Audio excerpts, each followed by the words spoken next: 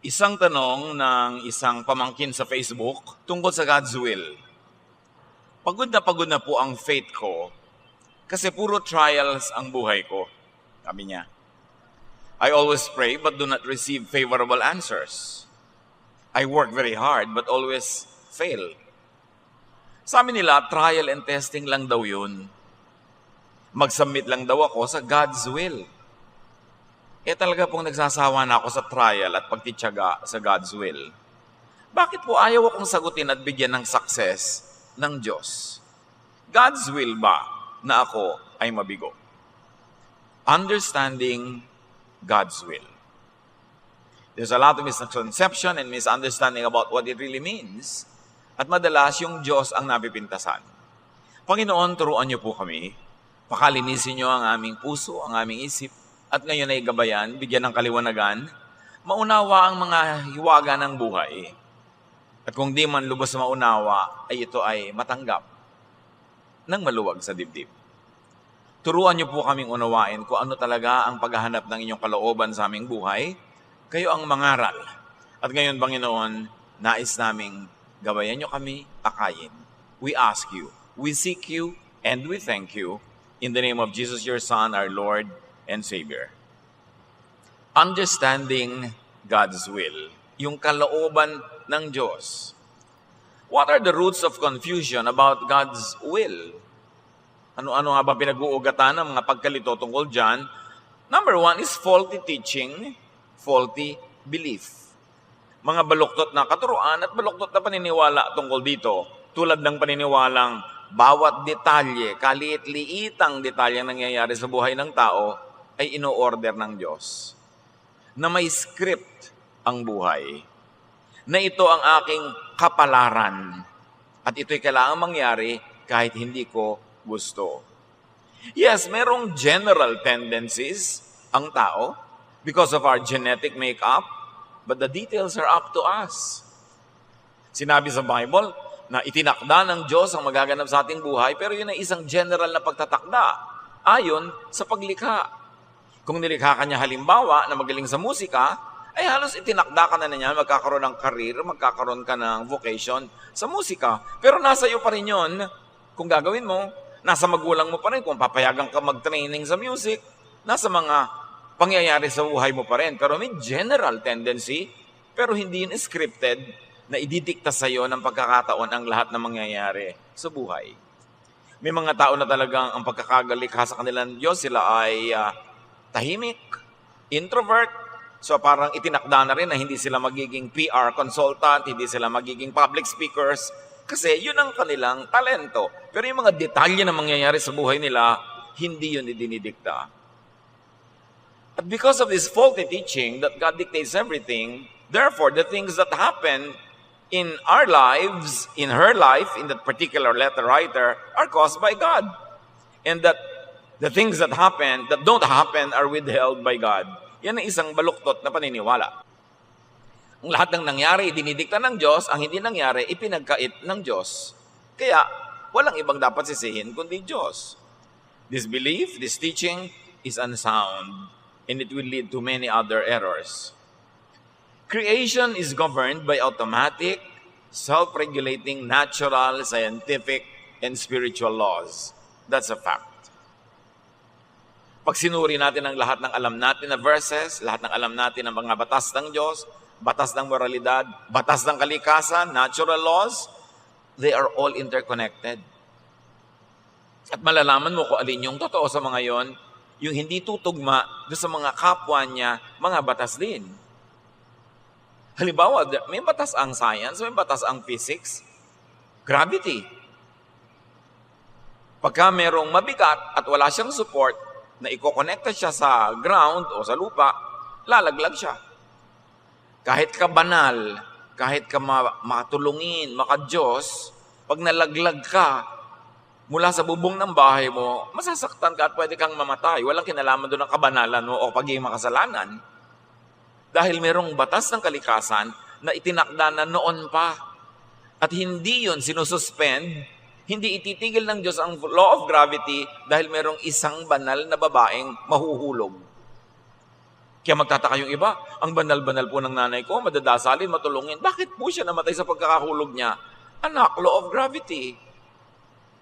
Diyos din ang may gawa ng law na yon. Kung ayaw ng nanay mong mahulog, di siya dapat umakyat. Di siya dapat nadulas, dapat inakay mo, dapat hindi siya nang gilid-gilid. Dapat nasa safe place siya kasi hindi siya iniligtas ng kabanalan niya mula sa law of gravity. Kaya may mga misyonaring kinakain ng pating. Dahil alam nga naman pagka-missionary yung nado sa tubig, bilang mawala ng ganang kumain yung pating. Once in a while, there are so-called miracles. Halimbawa, nawala ng gana ang mga leon kay Daniel. Pero exemption yon, hindi yun rule. Kaya kung gusto mong mapaayos ang buhay, sumunod ka sa batas. Batas ng moralidad, batas ng kalikasan. Kahit ikaw ay madadasalin, kahit ikaw ay banal, lagi kang hindi kumakain, magkaka-ulcer ka. Batas yun na itinakda pa bago ka ipinanganak. And don't expect God to change the laws and the application of the laws to accommodate you. Jeremiah 33:25, this is what the Lord says, I have established the laws of heaven and earth. Period na yun. Nalikha na ang lahat, wala pa ang tao, nandun na lahat yung mga yun. So know God's natural and automatic laws and operate within God's natural and automatic laws. Hindi yung, ikakasal po ako, buwan ng Hunyo, gusto ko garden wedding. Pastor po ang mapapangasawa ko, ako worker sa church. Ipanalangin po natin, huwag umulan. Sasabihin mo sa Diyos, pigilan niya yung ulan. Wala pang tao sa mundo, ulan na ng ulan pagka ganyang panahon, tapos ikakasal ka, pipigilin mong ulan. Ba't hindi ka nalang magpakasal sa ibang araw? Sa ibang panahon? O, huwag na sa garden, sa loob na lang ng may bubong. Para hindi tayo mapagod magdasal, kada dasal na huwag umulan, panahon ng tagulan, kinukontra mo ang Diyos to accommodate your hilig. Maraming ganon. Nagtataka sila, bakit po may mga mananampalataya na nandun sa isang building na sunog, pati sila nasunog? Law of combustion, nandun sila. Hindi ka i-exempt. Yung pag-exempt dyan, yun na tinatawag na himala. Tandaan nyo, ang himala, exceptional yon, hindi yon ang karaniwan. What happens to all of us is the result of the interactions of all automatic laws, especially our own actions and the actions of other people. Kung minsan naman, pabaya ka, pero nagkataong mayroong isang matipunong lalaking nandun na sinalo ka mula nung nahulog ka sa building, nagkataong nandun siya at malakas siya, kaya hindi ka rin namatay, hindi ka nadurog, pwede mangyari yon kasi hindi ka nag-iisa sa mundo. Ang ginagawa mo, para kang bola sa billiard table. Babangga ka sa iba, magbabangga-banggaan, lahat yun may interconnection. Hindi pwedeng may exempted na isang bola doon na hindi sa tatabla ng mga banggaan. Kaya kung minsan, ang ayos-ayos mo sa buhay, tas ang napangasawa mo, saksakan ng gulo sa buhay, damay ka kahit ka banal. Interconnected ang buhay. Morality does not suspend the laws of physics. Scientific laws are the purest of all laws. At hindi yung pwedeng palitan kahit ang religious law. Kasi ang lumikha ng mundo ay siya din ang Diyos na dapat ay pinagmumula ng mga religious laws. So kung may mga religious laws na hindi sang-ayon sa natural law, ibig sabihin, may mali sa paggawa ng law na yon, sa pag-develop, sa pag-interpret, sa pag-apply ng mga tao na namamahala ng religious belief. Pero yung ginawa ng Diyos, hindi pwede pakialaman kahit ang relihiyon. Kasi nauna yun bago magkatao. Dapat nating igalang yun. Igagalang mo yung genes or genetic makeup ng isang tao. Bakit po dasal ako ng dasal para sa asawa ko na maging mabilis kumilos at matipuno at masigla? Yung genetic makeup niya, yun ang kanyang, mabagal talaga siya magsalita. Mabagal kumilos. Mabagal mag-isip. Hindi yan nadadaan sa dasal. Ang ipagdasal mo maging patient ka sa kanya. Kasi yun ang nature ng tao. Yung human nature, tapos gusto mong baguhin sa dasal. Nababago, nafa-fine-tune. Halimbawa, red, pero gusto mo lang matingkad na red o medyo hindi matingkad na red, pero red pa rin. Hindi pwedeng gawing green yung red.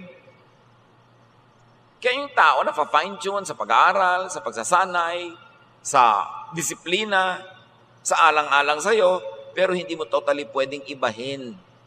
Kasi merong inborn nature ang tao. At sinabi niya sa Psalm 135, You created me when I was still in my mother's womb. Nothing about me is hidden from you when I was made in the secret place. So, Diyos ang gumagawa sa tao. So, pati sa pagpili na magiging career ng tao, magiging vocation, ikagalang mo yung inborn nature. Kung ano talaga ang likas niya, mas magsasucceed siya doon. Ecclesiastes 6:12, For who knows what is good for a person in life? During the few and meaningless days, they pass through like a shadow. Ang totoo, wala naman talaga nakakaunawa ng lubos ng mga hiwagang yan ng buhay. Hindi dapat pinoproblematize kung walang solusyon. Hindi dapat itinatanong kung walang sagot. Kasi mapapagod ka lang.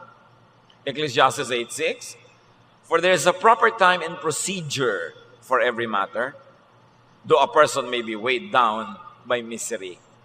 Yan ang batas ng Diyos. Batas ng kalikasan. May tamang panahon at may tamang paraan para sa lahat ng bagay. Tama nga ang paraan mo pero mali ang panahon, hindi pwede. Tama nga ang panahon pero mali ang paraan, hindi rin masyado magtatagumpay. Dapat tama ang panahon, tama ang paraan. Ecclesiastes 8:14, There is something else meaningless that occurs on earth. The righteous who get what the wicked deserve, and the wicked who get what the righteous deserve. Sabi niya, meron pang kabalintunaan sa buhay.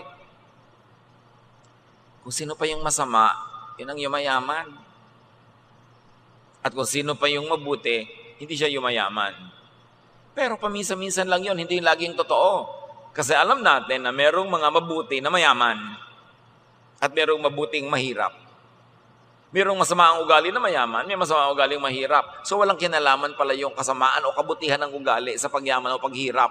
Maybe it is dependent on your business practices. It is dependent on your work style, timing, pinili mong hanap buhay, timing mo sa pagpasok sa hanap buhay na yon, mga nakapartner mo, ang daming factor para ka maging matagumpay. Hindi lang yun nakaasa sa iyong religiosity. Akala kasi ng iba, kung mo ipinanalangin, kung mo sila ay makadiyos, magsasakdin na sila sa lahat ng gagawin nila. Hindi pala marunong mag-accounting, hindi marunong magkwenta. Sobra palang trusting, nakukupitan na ng secretary, ng accountant, ng debit, credit, kupit. Hindi pala marunong ng pamamaraan na iisahan ng kapwa. So, sakala nyo, Lord, di po ba, makakadiyos naman ako, nagtatype po ako, bakit hindi nagtatago pa yung business ko? Hindi lang nadadaan sa ganyan yan, ang daming factor. Yung pwesto mo ng tindahan, nasa tama bang lugar? Yung tinda mo, tama ba sa panahon? Nagtitinda ka ng mga winter coat sa summer sa Pilipinas, hindi ka talaga aasenso doon. Magtinda ka na lang ng malamig na kamatsile, baka kumita ka pa. Nasa tamang lugar, tamang panahon, tamang teknik. Hindi lang nadadaan niya sa pagiging relihiyoso at pinagdasal. Kasi ang pinagdarasal mo is according to God's will also, hindi yung kontra sa God's will. So hindi morality lang ang factor sa fruitfulness. May iba pang laws at work. Natural laws.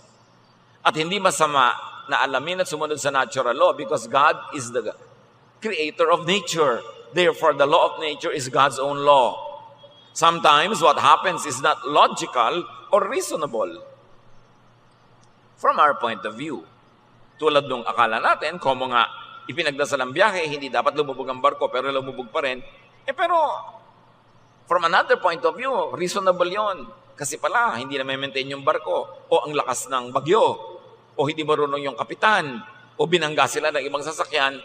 So, may logic kung bakit lumubog. Sabi mo, pinagdasal ko naman, ba't lumubog pa? Kasi hindi lang yun ang mahalagang factor sa buong buhay. Ecclesiastes 9:11, The race is not to the swift, or the battle to the strong, nor does food come to the wise, or wealth to the brilliant, or favor to the learned. But time and chance happen to them all. May isa pa.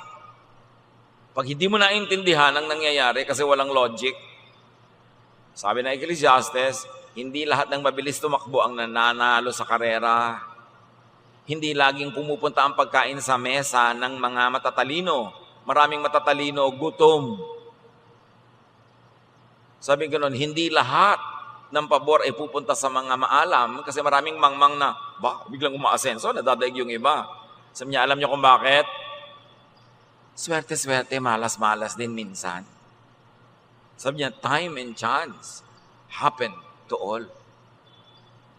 So pagka wala ka na makikitang paliwanag, ginawa mo na ang lahat, hindi ka pa rin nagtagumpay, malas-malas ka lang ngayon. Subukan mo ulit bukas, baka swerte-swerte ka. Hindi dapat allergic ang mga Kristiyano sa words na yan. Galing sa Biblia yan. Time and chance happen to them all. And the other versions say, each of us have our share of bad luck. Nangyayari talaga. Not everything that happens is God's specific will for us. Why? Because we have our own free will and we operate according to that will. Proverbs 16:9, in their hearts, humans plan their course. Malaki ang ating papel kung bakit tayo naglalakad sa isang daang patungo sa kung saan, sa paraan at bilis na paglalakad natin, may kinalaman tayo doon. And our fellow humans also have their own free will. Often those wills oppose each other and clash. And natural law prevails. The stronger one wins. Ganun talaga. Kahit ka mabait, makikipagbuno ka sa isang hindi mabait na malaki ang muscle, talo ka. Kasi natural law, yung malakas, magwawagi. Katulad din ng mga bola sa billiard table, yung malaking bola doon o yung malakas ang andar, yung direksyon niya ang masusunod, pati yung babanggain niya, medyo susunod sa direksyon niya. Hindi siya pwedeng salungatin kasi mas malakas yung dating niya. Natural law, law of physics. Another root of confusion about God's will is mislabeling and calling each failure, frustration, or pain as trial. Konting tao lang ang sinusubok tulad ni Job. At ang kaso ni Job, hindi siya model case, should not be used as a standard. Kakaiba siya. In fact, sa buong Biblia, wala siya kamuka. So hindi siya dapat gawing pamantayan. Hindi ugali ng Diyos na subukan ng tao. Tuksuhin ang tao para siya itakwil, tuksuhin ang tao para gumawa ng mali. James 1:13-14, when tempted, no one should say, God is tempting me. For God cannot be tempted by evil, nor does God tempt anyone. But each is tempted when, by his own evil desire, he is dragged away and enticed. So sabing tinutokso ako ng Diyos, sinusubukan ako ng Diyos, hindi ka ng Diyos. Natukso ka kasi gusto mo. Pwede ka bang tuksohin sa ayaw mo? Kaya ka lang natukso kasi gusto mo. At tapos, yung kagustuhan mo, yung sinunod, kaya nanalo yung tukso. Hindi mo dapat sisihin ng Diyos doon. Tayo ay responsible for what we do. Hindi ka nag-aral, babagsak ka sa test. Hindi ka handa sa interview, pwede kang hindi pumasa. Most people just receive the results of natural law, of human will and chance. Tandaan nyo, nagsasama-sama yon. Natural law, human will, and chance. Kasi meron naman na ang natural law talaga. Ang lakas-lakas ng bagyo. Hindi ka dapat mamangka. Tapos meron pa rin matigas ang ulong na mangka. At pagkatapos talaga nagkataon na sa lahat ng dinaanan ng kanyang bangka ay doon humihina yung hangin, nakasurvive siya. Kasi nagtulong-tulong yung natural law, yung will niya, at saka yung chance. Pero hindi laging gano'n na nangyayari. Kaya dapat, when all things are equal, and you have no strong conviction that you will be exempted from natural law, better just obey natural law. And God does not usually single out a person to fail or to suffer just for trial or testing. Hindi naman tayo pinaglalaroan ng Diyos. Nalalagay tayo sa pinupuntahan natin kasi nagpunta tayo o may humatak sa atin o nabunggo tayo na ibang papunta doon, whichever. Romans 2:11, for God does not show favoritism. And in reverse, wala ding negative na paborito ang Diyos, na paborito kanyang pahirapan, paborito kanyang subukan. In our attempts at success or in our other projects, just do your best. Pray, hope, and then accept the result. Yun ang susi, sa katiwasayan, kapayapaan, at kaligayahan. Always do your best. Because when you do your best, you increase your chances at success. Pero hindi yun guarantee. So, dadagdagan mo ng prayer, at tingnan mo kung anong nangyayari. Pagkatapos, kung ano man ang mangyari, tanggapin mo na ho ka na makipagtalo sa Diyos, makipagtalo sa bulkan, makipagtalo sa hangin. Tanggapin mo, at kung hindi ka masaya, bukas ulitin mo uli. Keep trying. Sayang ang oras sa pakikipagtalo sa kalikasan, sa mga bagay-bagay na tapos na. Naglalakip-lakip talaga yan. Kaya may mga taong hindi mo inaasahan, magtatap sa bar, magtatap sa board. Tapos yung inaasahan mo na magtatap, hindi. Kasi hindi naman naitanong yung alam niya. Meron ang galing-galing bumabagsak kasi sa dinami-rami ng tanong, yung mga hindi niya pinag-aralan ang naitanong. O kung bakit aral na aral siya, yung pinag-aralan niya itinanong, nung oras ng exam naman, masakit ang tiyan niya, masakit ang ulo niya, kung ano na nangyari sa kanya, hindi tayo nakasagot ng tama. O kaya, yung nag-check ng papel niya, nagkakamali-mali ng pag-check. Alam niyo ba na kahit na sa mga medical results, yung mga bumabasa ng mga x-ray, bumabasa ng mga lab test, ang dami-dami nilang binabasa, nakapila. Kung minsan, napapatamang humikab siya nung dumaan yung x-ray plate mo. Pwedeng makakita bigla na kung anong sakit yun, wala naman pala, ikaw takot na takot na. So, repeat the test. O pwede yung machine nag-fail. Ang daming factor. Maraming factor na naglalaro sa buhay natin. Kaya dapat subok ka ng subok, ulit ka ng ulit kung ayaw mo nung nakikita mo. Hanggang sumaya ka o kung talagang ayaw niyang pasayahin ka, turuan mo sarili mong tanggapin para ka sumaya. Kasi ba't ka makikipagbuno sa bato? Bakit ka makikipagtalo sa nangyayaring hindi mo naman kayang kontrolin? And we should not blame God for the frustrations of daily life. Galatians 6:7. Do not be deceived. God cannot be mocked. A man reaps what he sows. Inaani ang itinatanim. So ang tanong, bakit po itong ani ko? Yan ang itinanim mo. Aba, hindi ko po itinanim yan. Yan ang itinanim ng asawa mo. Siyempre, damay ka. O yan ang itinanim ng anak mo. Hindi ka naman nagtanim ng gulo sa buhay. Bakit lagi ka nasa presinto? Yung anak mo kasi magulo. Di lagi ka nasa presinto. Kasi damay-damay talaga tayo. Ang creation, isa lang ang tingin ng Diyos sa lahat, hindi individual yan lagi. Damay-damay. Nananahimik ka, nag-ipon ka, nagkaroon ka na maliit na bahay. Yung kapitbahay mo, nagkakandila, nag-inarte, habang naliligo, may kandi-kandila pa, nasunog yung bahay niya, nadamay yung bahay mo. Damay-damay talaga. Sabi, Diyos ko, bakit? Kasi yung bahay mo, hindi bato, nasunog, katabi mo, nasusunog, ganun. May natural answer yun. Hindi mo kailangan magtaka. Sowing could be conscious or unconscious, active or passive. Yung pagtatanim, pwedeng alam na alam mo kung tinatanim mo. Pero yung wala kang kamalay-malay, natataniman na ng iba yung bukid mo, kasali ka rin sa pagtatanim nun kasi hindi ka tumutol.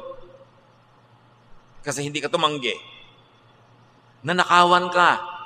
Kasali ka rin sa nagdakaw sa iyong sa bahay kasi hindi mo isinara yung pinto. Kasi hindi mo binantayan. Kaya hindi lang yung magnanakaw may kasalanan doon. May pananagutan ka rin kasi yung bahay mo pwedeng nakawan. Umaalis pa kayo sabay-sabay, nakalagay pa sa Facebook, ang layo-layo namin, nasa malayo kaming probinsya. Di nalaman na ng mga kapitbahay nyo na wala kayo lahat doon. May kinalaman ka rin kahit hindi ikaw ang nagnakaw. Pinayagan mo, consciously or unconsciously, na manakawan ka. Kaya saan ka pumupwesto, sa kalumulugar, anong ginagawa mo, may bunga yun. So sabi mo, hindi ko naman sinasadyang magkakaganyan pala. Oo nga, pero nakapwesto ka na pwedeng magkaganyan. Yung mga nag-aabang halimbawa sa kalsada na yung mukha nila nandun na sa kalsada, pwede kayo mahagip ng bus. At ang dami mga buses, 300 years old na, wala ng preno. Doon ka pa nakakalat. Masasagasaan ka talaga. Kaya dapat pag naghihintay kayo sa mga kalsada, kung pwedeng nasa may likod-likod kayo ng poste para meron mang mawala ng preno, sa poste mo na bumangga bago sa inyo. Pwesto-pwesto yan. Yung bahay mo nasa lambak, papaliko pa, ang daming nawala ng preno, nakahiga ka, bigla ka dinaganan ng jeep. Kasi nandun ang bahay mo, sabi mo, Diyos ko, bakit yung po ako ganito? Nagdalangin naman ako. Gravity, velocity, nandiyan ka sa dadaanan talaga. Yung bahay na nakikita yung bahay ko minsan, sinusuot ng mga truck ng ilalim kasi nandun sila sa tumbok. Highway pa naman. So, nasan ka? pwede talaga may mangyari sa'yo kung sa kalumulugar, pumupwesto. Kain ka ng kain, pwede ka talagang malason. Kaya kung hindi mo alam, hayaan mo muna ibang kumain. Pag bumula bibig nila, ay, mamaya na, hindi ako kakain. Ikaw agad ang unang-unang kakain doon. Siyempre, ikaw ang experiment. Maraming ganun. Yung mga naglalakad ka ng gabi-gabi, pwede ka talagang makidnap, pwede kang marip. So, nasan ka? Bakit ka nandyan? Pwede mo bang iwasan? Pwede mo bang ibahin ang mga sitwasyon para ma-improve yun sa chances mo of being safe? Pero hindi itatakda ng Diyos na bukas, ipaparate kita. Bukas, bibiguin kita. Lagi tayong may pananagutan. God will not actively frustrate anyone just for trial's sake. But indeed, frustrations would become like trials and tests of our faith. Pwedeng magmukhang ganon. Kaya sa Psalm 22, 1-2, ang panaghoy nitong umaawit, my God, why have you forsaken me? Hindi siya pinaforsake ng Diyos. Guni-guni lang niya yun. Ideya niya yun. Hindi naman na maalis ang Diyos. God is everywhere. So paano kayo iiwan? Why are you so far from saving me? So far from the words of my groaning? Oh my God, I cry out by day, but you do not answer. By night, and I am not silent. Sabi niyo, God, I cry and you don't answer. Sabi, nag-answer na ako, no. Ano palagi mo? Hindi ako sumasagot, kaya lang gusto mo lang madinig na answer, yes eh. Ang layo-layo mo, O Lord. Laging ganoon, merong, Tito, para po ang layo sa akin ng Diyos. Pastor, para po ang layo ng Diyos. Teka. Baka naman ikaw malayo sa Diyos. Nagpe-pray ka ba? Hindi po. Umatid ka ba ng Bible study? Hindi po. Gumagawa ka ba ng mabuti? Hindi po. Nag-church ka ba? Hindi po. Hindi ikaw ang lumalayo. Kaya ang feeling mo, Diyos ang lumalayo sa iyo. Ba't ka lalayuan ng Diyos? Ang pupunta ang Diyos. Punong-puno ng Diyos ang lahat-lahat ng nilikha niya. So, guni-guni mo lang na malayo sa iyo ang Diyos. Kasi ikaw ang malayo. Activities, yung mga ginagawa mo, nagpapalayo sa iyo sa akala mo. Pero wala kang pwedeng puntahan na malayo ang Diyos. Pero pag namumuhay ka ng labag sa kalooban ng Diyos, nararamdaman mo at niloloko ka ng sarili mo na lumalayo sa iyo ang Diyos. Tapos sa Diyos ka pa magtatampo. Feeling bad about God or getting angry at God would only worsen one's situation. Huwag kayo magtampo sa Diyos. Hindi kayo mananalo. Isipin mo, ba't nangyayari ito? Hanapin mo ang iyong pananagutan o pananagutan ng mga malapit sa iyo at siguradong makikita mo yon na self-manufactured ng tao ang kanyang mga problema.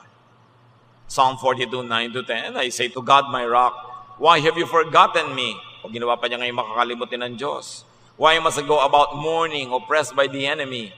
My bones suffer mortal agony as my foes taunt me, saying to me all day long, where is your God? Kadalasan yung ganon, sinasabi mo, nililibak ako ng mga kaaway ko, tinatanong, nasaan ang Diyos mo? Nasaan siya? Actually, ang totoo nun, madalas yung tao ang nagtatanong sa sarili niya, nasaan ang Diyos ko? Nagda-doubt na siya. Kasi nga, naglalayo siya ng sarili niyang loob sa Diyos kung ano-ano ngayong papasok na guni-guni sa kanyang isip. Foe could be one's self-doubt, not other people. Yung tinig mo rin na nanggagaling sa iyong dark self and dark side.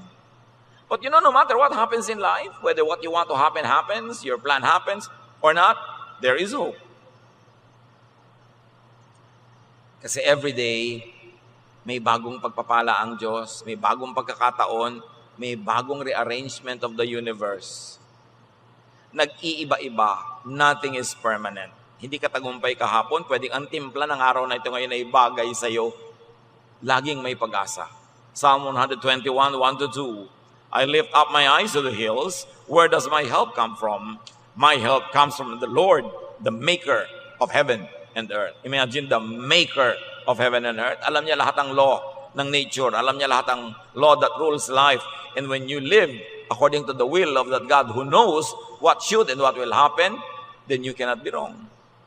You will succeed. You will be fruitful.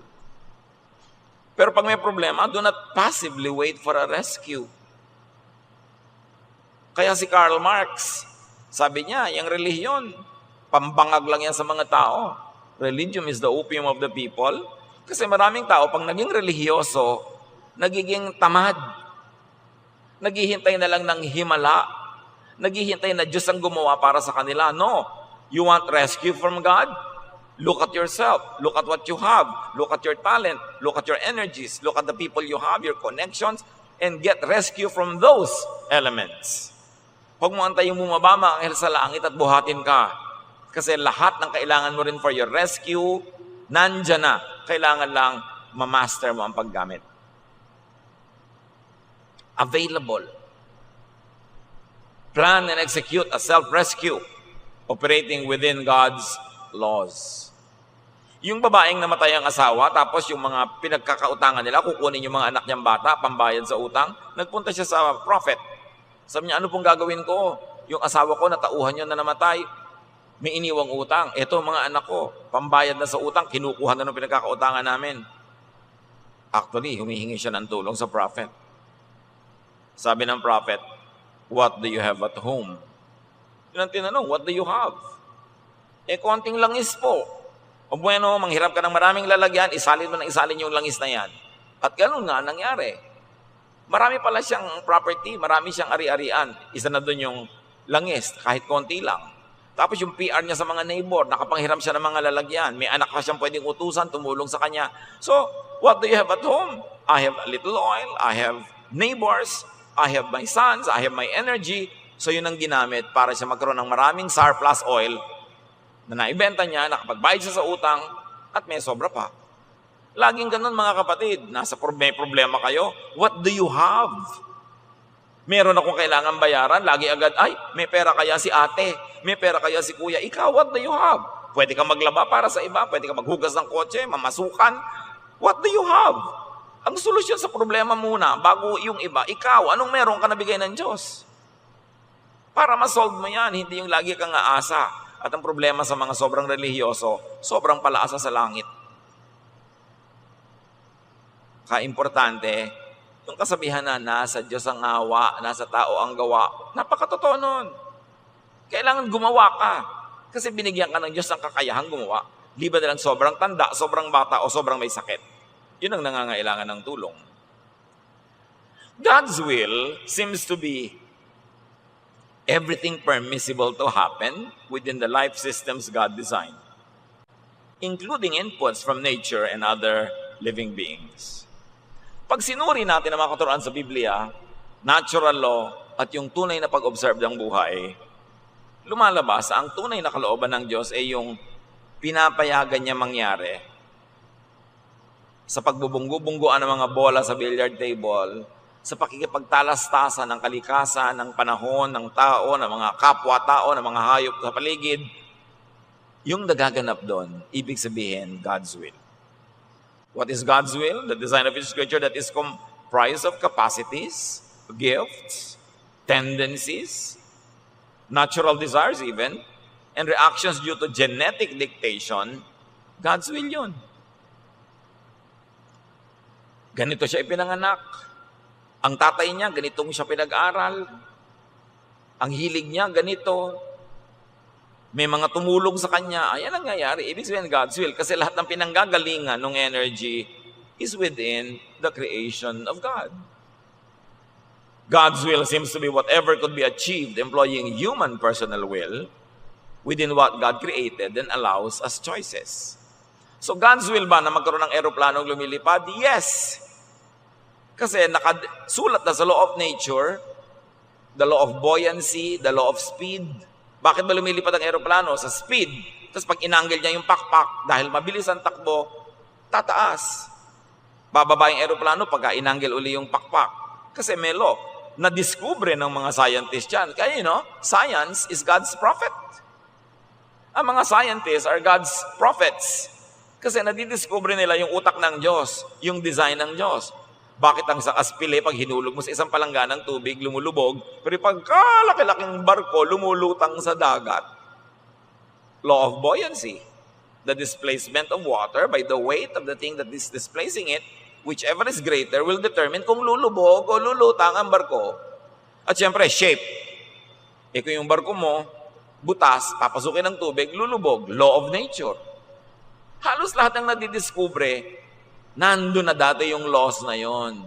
Nakita lang nung nakakita, noong discoverer, noong designer, noong scientist. Pero walang bago sa mundo. Sabi sa Ecclesiastes, there is nothing new under the sun. Everything is, was, and will be. And everything just keeps recycling. Bakit nakarating ang Apollo 11 sa buwan? Biro mo, umiikot ang mundo? Aandar yung spacecraft? Pupunta sa buwan na lumalakad din? Paano sila magtatagpo? Kung nandito ngayon yung buwan, nandito yung Earth, gusto mo maglanding sa buwan, doon ka pumunta dahil pagdating mo doon, nandun yung buwan. Na-compute nila, nakaland sila. Law of God yun. Hindi yun kontra sa Diyos. Kasi God designed the heavenly bodies. Consistent ang speed ng pag-andar ng mga heavenly bodies in space, pati pag-rotate. Kaya pwede mong iplano. Kaya dapat nagpaplano ang tao. Maraming alam ang tao. Yung hindi marunong magluto, anong gagawin niya sa bawang, sibuyas, kamatis? Lululunin niya lahat. Pero yung marunong, pwede niyang igisa, pwede niyang dagdagan ng ibang bagay, dagdagan ito, nagkakaroon ng iba-ibang timpla. Kaya dapat marami kang alam. Nalalaro-laro mo ang laws. Kaya ganun yung magagaling na cook. Tiningnan lang yung ref, ang dami-dami mga tira-tira. Pinaghaluhalo nila, bla bla bla bla bla bla. Mami, ang sarap ng ulam. Kasi alam nila kung anong dapat magkasama, ano dapat timpla, ano dapat ang temperature. Yun naman mga iba. Bakit tayo kakain ng bato? Hoy, fried egg yan. Ba't ang tigas-tigas mo magprito ng fried egg? Hindi mo malalam kung gaano kainit dapat ang kawali, kung kailan mo hahanguin. Law of nature lang yun, hindi mo pa alam. Dapat marami kang alam para matagumpay at masarap ang buhay. Diyos ang naglagay doon. Nakahanda yun para kanino mang magsasaliksik at mag-aaral. Anything could happen. Anything that could result from the interactions of all these elements in life. The possibilities are nearly as infinite as God is. In other words, walang nakadikta na kapalaran mo. Maglalaro yung choice mo, yung alam mo, choices ng iba, timing mo, at lahat yon within God's will. While it is possible for the divine to make specific calls, tinatawag ka, or specific context for some with specific purpose, at specific time frames, that kind of impose God's will is not typical and definitely not the rule for all.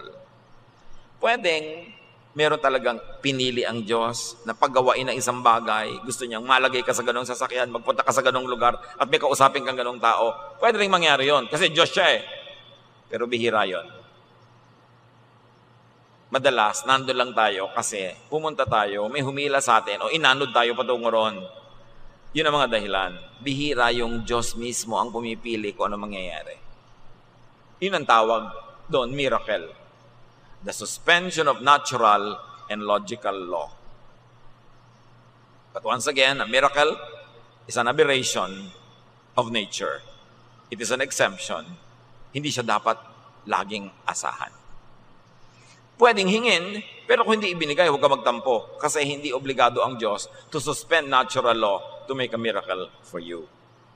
Kung kailan may sakit ka na, humihingi ka ng himalang gumaling ka, ang dami mo nang kinain na bawal. Ang dami mo nang ginawang masama sa katawan mo, tapos kayo ang lalala mo na, hihingi ka ng himala. Kung binigyan ka, salamat. Pero kung hindi, tanggapin mo. Kasi napunta ka dyan dahil merong ka ring pananagutan. As such, there could not be one specific destiny for anyone. Like one specific pre-chosen life partner that you have to meet serendipitously. Yung sino kaya ang itinakda? Siya na kaya ang itinakda sa akin ng Diyos? Siya kaya ang itinakda? May nakatakda sa iyo talaga. Halimbawa, mahilig ka sa masayahin na tao. So may maraming tao, milyones, baka bilyon yung mga nakatakda para sa iyo. Walang nakaspecify kung alin yon. Kasi kahit alin doon pwede. Ngayon, hindi ka na umaalis ng bahay, yung magpuputo lang na dumadaan sa bahay niyo ang nakikita mong masayahin, yun siguro ang mapapangasawa mo. Kasi nilimitahan mo yung choice. Pero kung ikaw sana'y nagtinda ng puto, ikot ka ng ikot sa buong bayan, ang dami pang nakitang choices. Pero doon ka pa rin pupunta sa gusto mo. Liba na lang. Hindi mo nang gusto itong babaeng to, ginalaw-galaw mo, napikot ka tuloy. Ayan, kahit hindi mo siya gusto, napunta ka. Kasi may pananagutan ka rin. Is that within God's will? Yes. Because that's within natural law. Nandun ka, nandun siya, may ginawa kayong kung ano, napahamak ka, Natural law yun. Cause and effect. If P, then Q. Sabi sa trigonometry. Kala mo naman, may natandaan ako sa trigonometry. So, napakahalaga yun. As such, there could not be one suffering or happiness that is God's specific will for a person. Walang assignment na lungkot o saya para sa'yo. Ginagawa mo yan. Walang taong biktima. Kasi kahit binibiktima ka na, pwede namang hindi mo tanggapin eh. Inaapi ka, pwede ka namang hindi paapi. Kinakawawa ka, pwede ba naman layasan yung nangangawawa sa'yo? Nandiyan ka, kasi pumapayag ka. So may pananagutan ka pa rin. Kasi kung merong script, if there are people who are destined to suffer this way, that would make creation just glorified robots. Hindi naman robot ang ginawa ng Diyos, taong may sariling kalooban. Si Adan at si Eva nga, sinabihan na, huwag nyo itong kainin, kinain pa rin nila eh. May kalooban. At nung kinain naman nila, hindi naman sila pinatay. Sabi nila, ay, hubad kami, ay, nakakahiya. Ginawa pa sila ng Diyos ang damit. Ganun mapagmahal ang Diyos. Hindi nyo ako sinunod, pero dadamit ako pa rin kayo. Meron tayong will. Nandiyan ka. Kasi kung hindi mo man sinadya magpunta dyan, may nagdala sa'yo, pero hindi ka na umalis. Pumayag ka. Will mo yan. Kaya may pananagutan ka. We act and react to and interact with the rest of creation. Katulad ng magpapakasal ng tag-ulan, sasabihin ko na sa inyo ha, pag magpapakasal kayo ng tag-ulan, tapos guardian wedding, huwag niyo ako i-request na ipag-pray ko kayong huwag umulan. Hindi ko talaga pinagpe-pray. Kasi bakit ko na makakalabanin ng Diyos tag-ulan? Sinasuggest ko na nga, doon na kayo sa basketball court, o sa barangay hall, o sa Malacanang Palace, may bubong, ayaw mo pa rin. Pag umuulan, sorry. Ganyan talaga. Kaya dapat ang trahe de boda mo, pag tag-ulan, kapote. Ang shoes mo dapat, bota. Ay, nakita ko na lahat ang uri ng kasalan. Mga sapatos sa matatakong na lumulubog sa putik, hindi mabunot-bunot, hanggang buhat-buhat na ng mga abay yung mga sapatos nila. Nakikita ko, sabi ko, pinili nyo kasing tag-ulan. Hindi ko naman sinasabing buti nga sa inyo. Aawa din naman ako dahil hindi natutuloy yung plano nila. Pero at tikas ang ulo. Lalabanan mo yung nature. Everything in creation also acts, reacts, and interacts with everything else. Kaya hinahagis mo mga kalat sa dagat, mga basura, nakakain ng isda. Mamaya, kinain mo yung isda, nakain mo yung basura mo. Kasi interconnected talaga tayo. Yung hangin, pinaparumay mo, mamaya, ikaw din ang lulunok niyan. Hindi naman ikaw yung naninigarilyo, nagkaroon ka rin ng cancer. Kasi nalalanghap mo yung usok ng iba. Yung iba naman, may usok. Pero ba't di mo puntahan yung naninigarilyo? Nausukan ako, huwag dito manigarilyo. Hindi, pumapayag ka, reklamo ka, pero ayaw mo kumibo, magdusa ka, magka-cancer. Kasi dapat naninindigan ka para sa sarili mo. Tulad ngayon, may batas. May batas ha, na hindi na pwedeng naninigarilyo kahit saan na lang. Restaurant, meron pa rin pumapayag, naninigarilyo ibang client. Ipatawag mo yung may restaurant kasi pwede mo ipakulong yung may-ari ng restaurant pag pinayagan niyang may naninigarilyo sa kanyang restaurant. Kahit ang dami nila, nag-iisa ka lang, ang batas nakakapanig sa'yo. Pinalaki kasi ng nanay mong mahiyain, hindi ka na kumikibo, magka-cancer ka. Pumapayag ka. Will mo yun. Yun yung permissive will mo or yung unconscious will.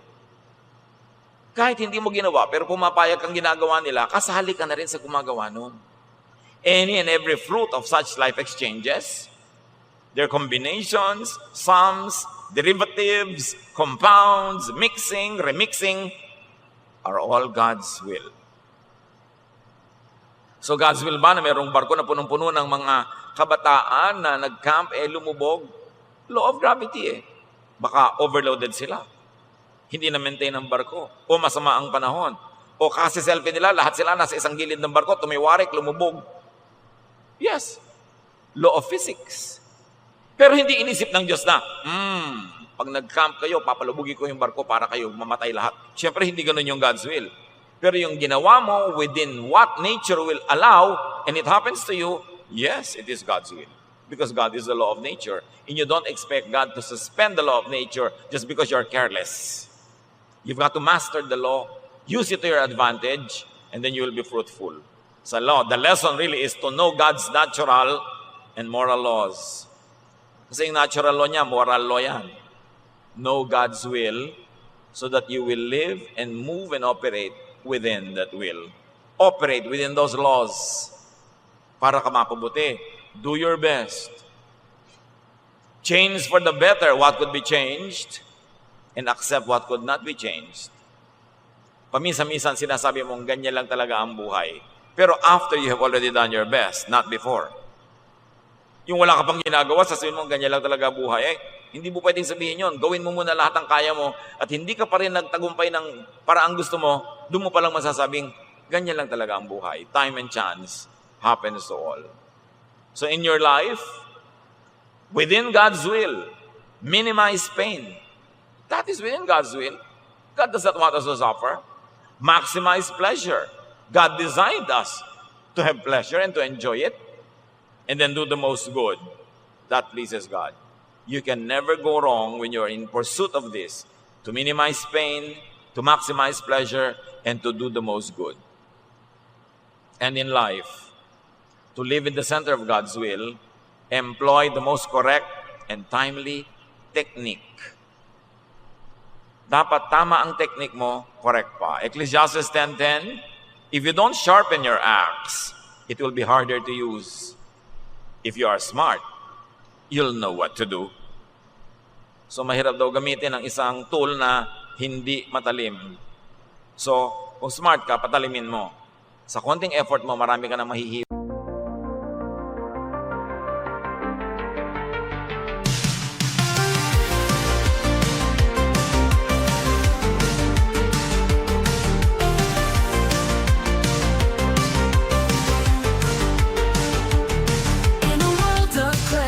Crossover dreams, sin-lit melodies, whispering schemes, they female vocals telling tales untold. Indie rock beats turning hearts cold.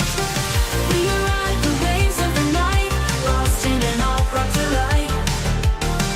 Haunting echoes of the past, experimental sounds that forever last.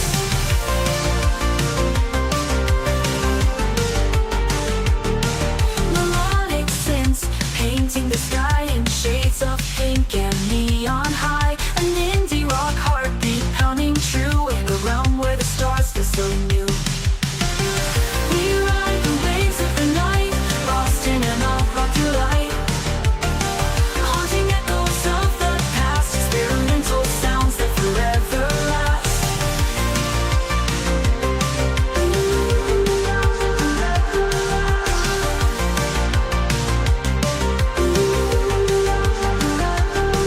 Melodic synths painting the sky in shades of pink and neon high. An indie rock heartbeat pounding true in a realm where the stars feel so new. We ride the waves of the night, lost in an alt-rock delight. Haunting echoes of the past, experimental sounds that forever last. Melodic synths painting the sky in shades of pink and neon high. An indie rock heartbeat pounding true in a realm where the stars feel so new. In the darkness we find the light, guided by the music taking flight. A fusion of genres in perfect blend. This electronic journey will never end. We ride the waves of the night, lost in an alt-rock delight. Haunting echoes of the past, experimental sounds that forever last. Crossover, timeless groove, synth that symphonies we shall move. Late female vocals in the distance call. Indie rock hearts standing tall.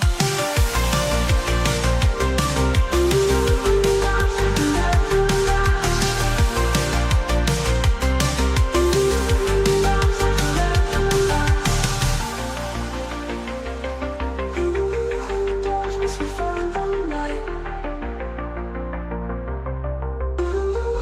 Darkness we find the light.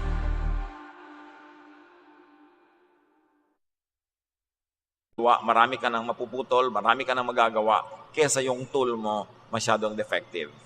So even our success in life, our failure, our slow and little failures or successes, depend on our methods, on our tools. on what we know and don't know. Kaya terrible yung taong masyadong walang alam. Konti ang tools mo para ka maging mabunga, maging matagumpay, at maging masaya. God's will is that you will have a life that is abundant, happy, fruitful, peaceful. But you've got to respect all the laws of God, natural, moral laws, at gawin ang pinakatama. At pag nabibigo, try and try. Keep trying. Kasi timing lang kuminsan yung problema, hindi yung method.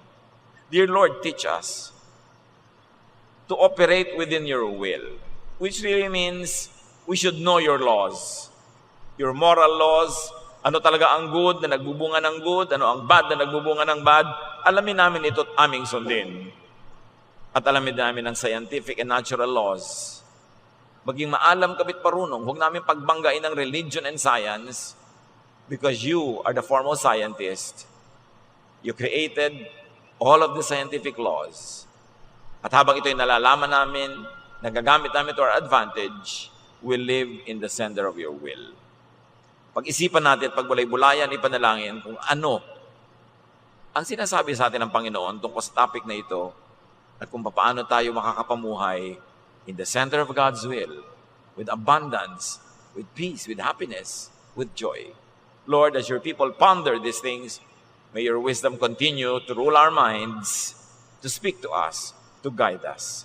Be with the Lord in silent reflection.